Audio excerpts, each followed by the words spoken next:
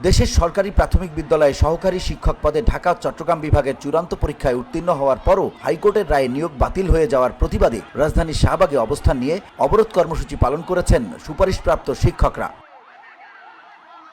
সোমবার দুপুর 1:20 দিকে সড়ক অবরোধ করেন তারা। এতে করে বন্ধ হয়ে যায় সব ধরনের যান চলাচল। নিয়োগ বাতিলের প্রতিবাদ ও দ্রুত নিয়োগ দেওয়ার দাবি জানিয়ে বিভিন্ন স্লোগান দিতে দেখা যাচ্ছে তাদের।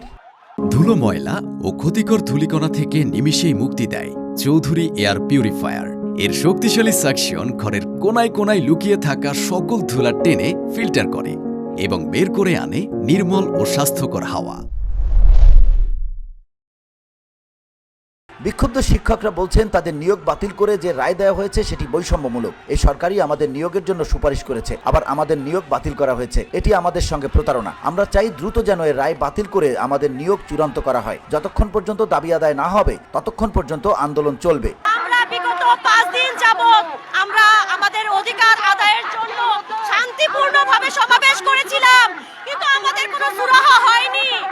এজন্য আজকে আমরা বাধ্য হয়েছি রাস্তায় নামতে। আমাদের দেয়ালে পিঠ থেকে গেছে। যতক্ষণ না পর্যন্ত আমাদের দাবি আদায় না হবে ততক্ষণ না পর্যন্ত আমরা রাস্তা ছাড়বো না। রাতের পর রাত, দিনের পর দিন আমি কত কষ্ট করে 60 নম্বর পাইছি। 60 নম্বর পাওয়ার পরে প্রফেসরি চাকরি, আমার বাংলাতে 60 নম্বর পাওয়ার পরে আমার বৈধ সার্টিফিকেট, আমার চাকরি গেল কই? আমার চাকরি অবৈধ না, আমার নিয়োগ বৈধ। যদি হতো তা চাকরি ঠিকই হতো। কেন আমার চাকরি দিল না সরকার? আমার অন্য বস্ত্র বাসস্থান কেন দিল না?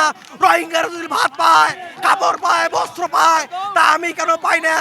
আমাদের নিয়োগপত্র নিয়ে এখান থেকে যাব না, রাজপথ আমরা জীবন দেবো।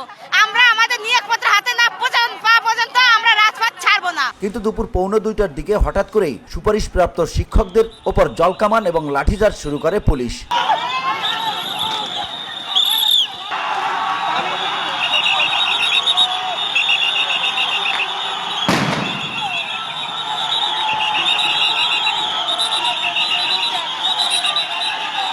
এতে ছত্রভঙ্গ হয়ে যায় শিক্ষকরা। পরে শিক্ষকদের কয়েকজন তাদের নিয়োগের জোর দাবি জানান। পুলিশের এমন আচরণের নিন্দাও জানান তারা।